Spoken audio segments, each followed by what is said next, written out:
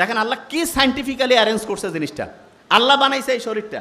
অনেকে বড় বড় বিল্ডিং, কম্পিউটার এগুলো দেখে মনে করো ওরে বাপরে বাপ কি জিনিস বানাইছে। আপনি শুনলে অবাক হবেন, আপনার এই যে হাতের মধ্যে যে একটা ছোট্ট কোষ আছে না, কোষ, সারা পৃথিবীতে যত সম্পদ আছে এখন সবগুলো যোগ করে একটা কোষ বানাইতে পারবেন, একটা কোষ। বুঝেন নাই তো?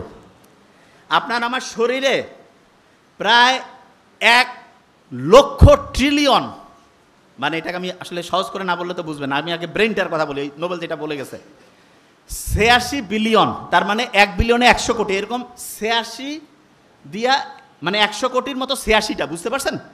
এইরকম শুধু এই যে খুলির মধ্যে আছে, আর সারা শরীরের কথা বাদে দেন, এই খুলির মধ্যে যেটা আছে তার একটা কোষ বিজ্ঞানীরা যত টাকা পয়সা আছে সবগুলো খরচ করে বানাইতে পারবে না, এখন পর্যন্ত চিন্তাই করা যায় না। বিজ্ঞানীরা করছে যে না এটা হচ্ছে অটোমেটিক নেচার থেকে আসছে, কারণ আজ এটা বানাইতে পায় না, তখন কয় যে এটার ব্যাখ্যা খুঁজে পাওয়া যাচ্ছে না।